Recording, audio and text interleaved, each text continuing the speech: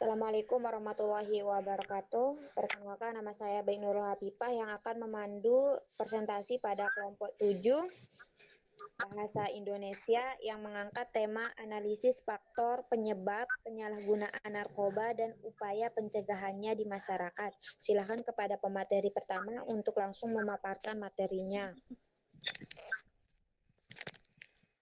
Baik, di sini saya akan menjelaskan latar belakang dari penyalahgunaan narkoba.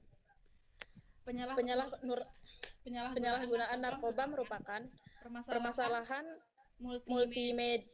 multidimensi dan ancaman serius bagi kesehatan masyarakat serta pembangunan nasional di Indonesia.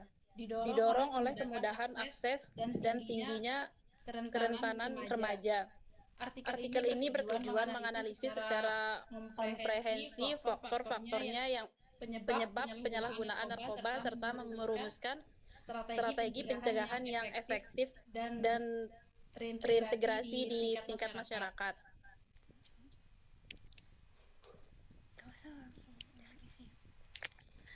Penyalahgunaan adalah tantangan global yang dampaknya meluas, mencakup kerusakan kesehatan fisik dan mental individu, diintegrasikan sosial hingga kerugian ekonomi negara. Di Indonesia, persoalan ini semakin genting dan kompleks. Data menunjukkan adanya peningkatan narkotika, kemudahan akses melalui jaringan peredaran ilegal, serta tingginya tingkat kerentanan masyarakat, khususnya kelompok usia produktif dan remaja. Oke, perkenalkan, nama saya Hendrian. Saya akan menjelaskan faktor-faktor penyebab penyalahgunaan narkoba. Yang pertama itu faktor individual dan psikologis. Ini seperti yang mencakup rasa ingin tahu, pencarian sensasi, dan merupakan pelarian dari tekanan emosional. Resiko lebih tinggi pada individu dengan depresi, kecemasan, PTSD, dan lemahnya kemampuan mengelola emosi. Yang kedua, ada faktor keluarga seperti pola asuh disfungsional, rendahnya pengawasan orang tua, konflik keluarga kronis, support system. Sekian dari saya. Adapun yang C yaitu faktor lingkungan sosial yang dimana itu dipengaruhi oleh pengaruh teman sebaya, lingkungan kriminalitas yang tinggi, kontrol sosial yang lemah, dan kurangnya kegiatan positif. Yang terakhir ada faktor struktural dan ekonomi yang dimana itu faktor itu dipengaruhi oleh kemiskinan dan tingginya tingkat pengangguran. Terus ada tekanan sosial dan ekonomi, lemahnya penegakan hukum, serta akses narkoba yang mudah diakses oleh orang-orang. Baik, saya akan melanjutkan ke materi yang 3, yaitu upaya pencegahan. Yang pertama, pencegahan berbasis keluarga, yaitu komunikasi terbuka dan empati, pola asuh suportif, pengawasan wajar, edukasi bagi orang tua. Dan yang kedua, pendidikan dan pencegahan di sekolah. Ada kurikulum anti narkoba, pelatihan life skills, pengendalian diri dan manajemen stres, keterampilan menolak tekanan teman sebaya. Dan yang ketiga, pendekatan lingkungan dan komunitas, yakni kampanye anti narkoba, keterlibatan tokoh masyarakat, kegiatan positif anak muda, penguatan kontrol sosial, dan yang keempat, penguatan penegakan hukum. Yang pertama, penindakan tegas jaringan pengedar, pengawasan distribusi prekursor. Yang ketiga, pendekatan rehabilitatif bagi pengguna. Yang kelima, rehabilitasi dan kesehatan mental, yaitu konseling dan CBT, manajemen emosi, pemerataan layanan rehabilitasi, pencegahan kambuh jangka panjang. Mungkin itu saja. Oke, terima kasih kepada kelompok 7 atas pemaparan materinya yang sudah sangat jelas dan informatif. Mungkin teman-teman yang ingin bertanya silahkan untuk ini pakai emoji angkat tangan ya. Oke. Ya, itu kepada Ellen F. Tarina Mandaria Putri. Estika Zoya, giliran ya. Ellen dulu. Pertanyaannya? Saya dulu ini. Ya. Saya mau bertanya. Kan tadi udah bertanya. Bentar dulu dia mantul, Pi. Saya mau nanya ini. Tadi kan sudah dijelaskan oleh Saudara Indra. Boleh nggak masalah manajemen emosi? Gimana cara kita apa ya? Kayak kehidupan sehari-hari itu gimana cara kita manajemen emosi bentuknya gitu? Apakah dari sikap atau perilaku? Sudah.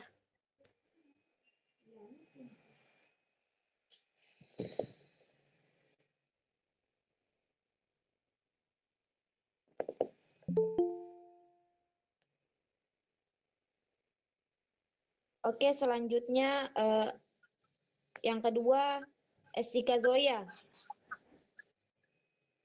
Cuma dua. Baik, di sini pertanyaan saya tadi kan di apa ya telah dijelaskan bagaimana cara pencegahan ini pengguna narkoba ini kan narkotika ini. Nah, terus kan ada nih satu kasus nih yang artis kemarin itu kan dia itu kan udah konseling dan pastinya kan dia orang kaya juga kan. Terus dia udah pasti mendapatkan pelajaran juga gitu loh. Tapi bagaimana caranya itu biar bisa dia berhenti gitu pakai narkotika padahal semua upaya pencegahan sama upaya pencegahannya udah dilakukan. Hanya itu saja. Terima kasih.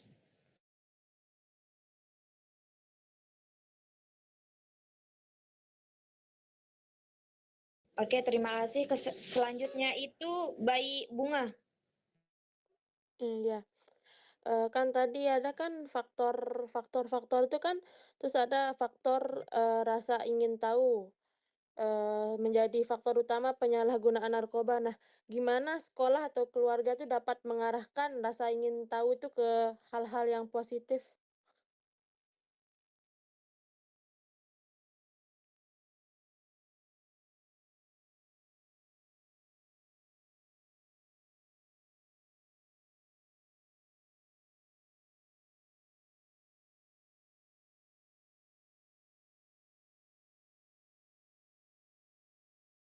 Sebentar ya.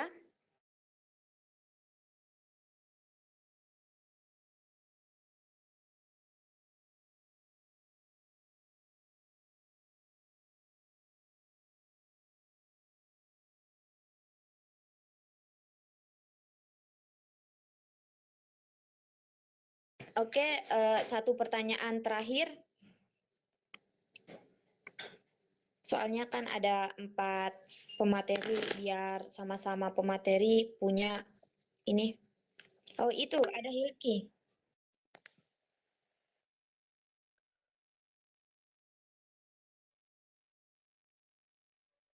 Hilki, apa pertanyaannya? Baik, tadi sudah dijelaskan oleh Saudara Indra kan ya, upaya-upaya pencegahan apa ini narkoboy. Nah, apakah menurut kelompok 7 ini upaya-upaya yang sudah disebutkan baik dari keluarga, pendidikan itu sudah efektif untuk mengurangi narkoboy di Indonesia? Baik, cuma itu saja. Ulangin tadi. Ulangin. Apakah upaya Yang sudah disebutkan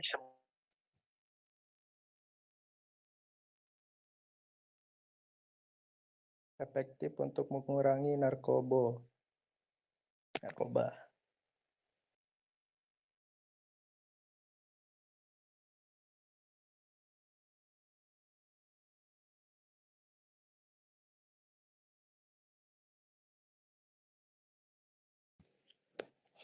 Oke, terima kasih kepada penanya. Silakan kepada kelompok 7 untuk kita ini dulu ya, ulang dulu pertanyaannya. Yang pertama dari Ellen Ektarina Mandaria Putri.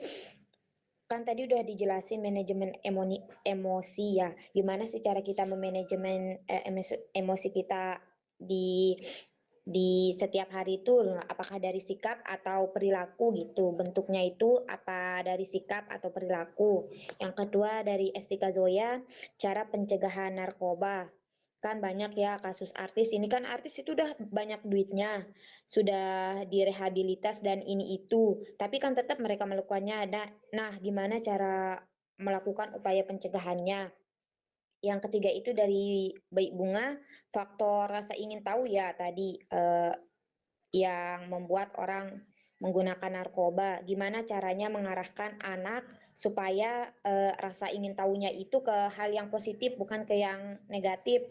Dan yang terakhir itu dari Hilki, upaya pencegahan narkoba juga ini, bagaimana upaya yang sudah disebutkan yang tadi itu sudah efektif untuk mengurangi narkoba menurut kelompok 7.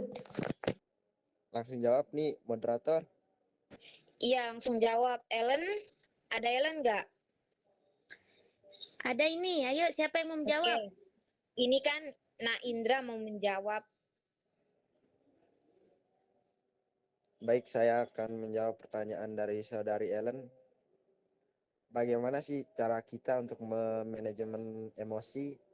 Ada beberapa cara untuk memanajemen emosi, yakni yang pertama, kenali emosi yang muncul dulu. Sadari dulu apa yang kamu rasakan dan apa pemicunya. Dan yang kedua, tahan reaksi spontan seperti diam sejenak atau atur napas dan jangan langsung merespon. Yang ketiga, periksa cara berpikir.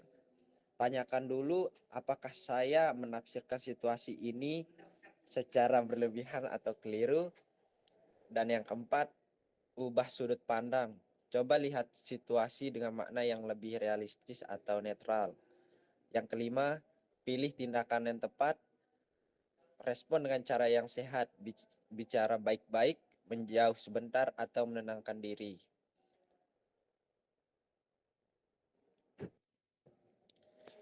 Terus, apa tadi yang kedua itu moderator? Yang perilaku sama sikap tuh? Bentuknya itu apa dari sikap atau perilaku? Oke. Sebenarnya manajemen emosi itu bukan hanya sikap dan bukan hanya perilaku, melainkan kombinasi proses mental, sikap, dan perilaku yang bekerja sama untuk mengendalikan respon emosional. Mungkin itu saja yang bisa saya jawab, saudari Ellen. Gimana, Ellen? Apakah puas dengan jawaban dari saudara Indra? Apa namanya? Apa ya? Bentar dulu.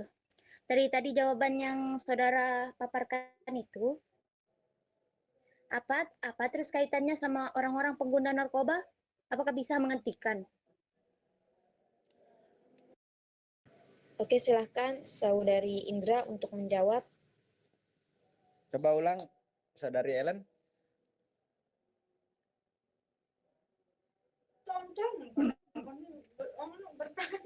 Gini, kan dari jawaban yang saudara tadi paparkan itu, apa kaitannya dengan orang-orang yang menggunakan narkoba gitu? Terus, apakah bisa untuk menghentikan seseorang yang sudah terlanjur atau terjerumus gitu? Ya, Nah, untuk itu saya kurang tahu. Mungkin ada teman-teman yang bisa menjawab. Mungkin dari ya mungkin teman kelompok atau teman-teman yang lain, ayo ikut berpartisipasi. Ingat kita UAS. Oke, silahkan Estika Zoya. jadi bagaimana sih perannya tuh manajemen apa tadi manajemen emosi itu apa hubungannya sama pencegahan penggunaan narkotika? Jadi biasanya orang-orang yang memakai narkotika atau narkoba itu kan orang yang kayak stres, depresi. Nah, itu tepat peran-perannya itu manajemen emosi. Emosi itu bukan hanya tentang kayak mau marah gitu, bukan ya. Emosi itu kayak perasaan kita gitu loh. Bagaimana menanggapi suatu hal gitu loh. Mungkin itu saja.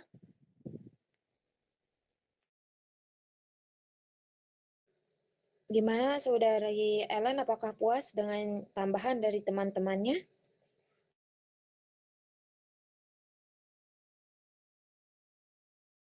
Sudah, Pi.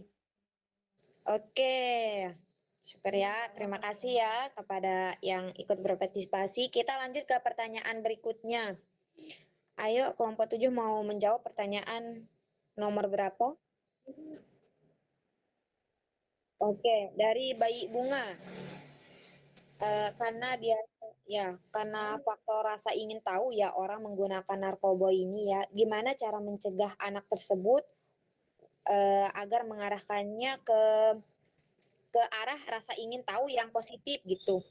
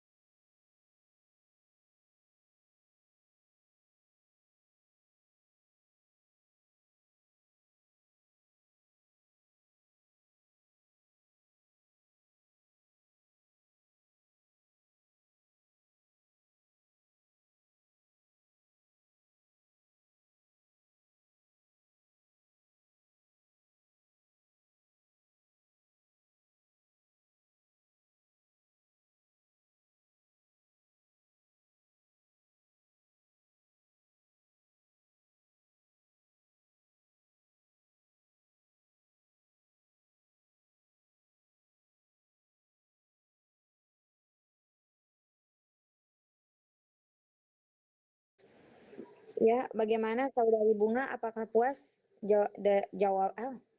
Iya, puas. Puas? Ya. Mungkin teman-teman yang lain ada yang ingin menambah atau menyanggah? Tidak ada? Oke, jika tidak ada, kita lanjut ke pertanyaan berikutnya. Kelompok 7 mau menjawab pertanyaan dari siapa? Mau jawab yang Zoya. Oke, pertanyaan Estika Zoya, cara pencegahan narkoba. Bagaimana cara mencegahnya? Kan kebanyakan adalah kasus artis ya yang sudah rehabilitas, udah itukan kan, tapi tetap dia melakukan. Nah, gimana cara upaya untuk pencegahannya? Baik, saya akan menjawab pertanyaan dari Zoya. Masalah penyalahgunaan narkoba di kalangan artis yang terkesan selalu lolos karena suap atau koneksi adalah isu serius. Kita tidak bisa menuduh individu tanpa bukti, tetapi kita bisa membahas solusi sistemik agar penyalahgunaan narkoba dan praktik suap dapat dicegah. Kita harus lakukan melalui penegakan hukum yang transparan dan konsisten. Pengawasan ketat dari lembaga independen seperti KPK untuk mencegah suap serta penerapan sanksi yang sama bagi artis maupun masyarakat umum. Industri hiburan juga perlu menerapkan kode etik yang mewajibkan tes narkoba berkala. penalti kontrak bagi pelanggar, dan rehabilitas wajib yang tidak bisa dibeli atau dimanipulasi. Selain itu, edukasi mengenai kesehatan mental, manajemen stres, dan bahaya narkoba harus diberikan secara rutin kepada artis. Sementara, aparat hukum harus fokus memutus rantai pemasok dan jaringan bandar agar akses terhadap narkoba semakin sulit. Dengan kombinasi kebijakan tegas, transparansi, dan edukasi penyalahgunaan narkoba, serta praktik suap di kalangan artis dapat diminimalkan. Itu saja. Sekian dari saya.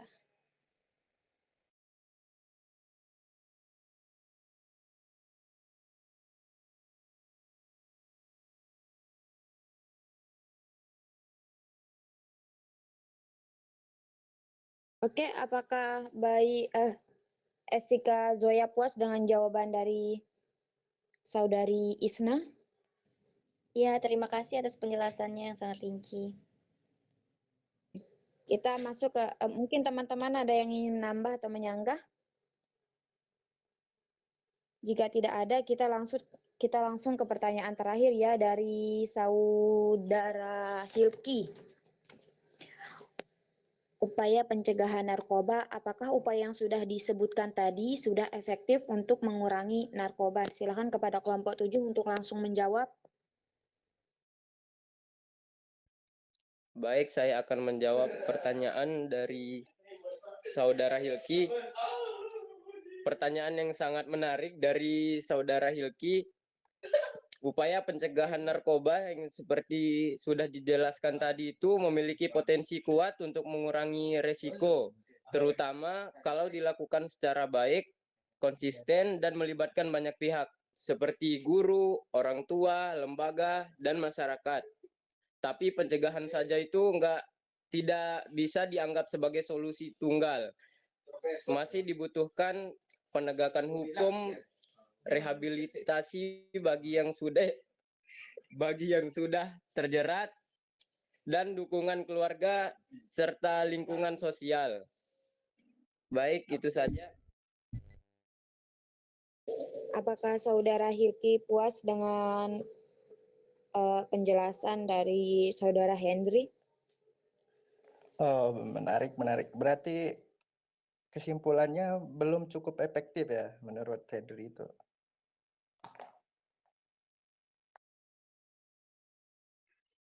Kalau menurut saya sih iya, tapi tergantung orangnya. Oke.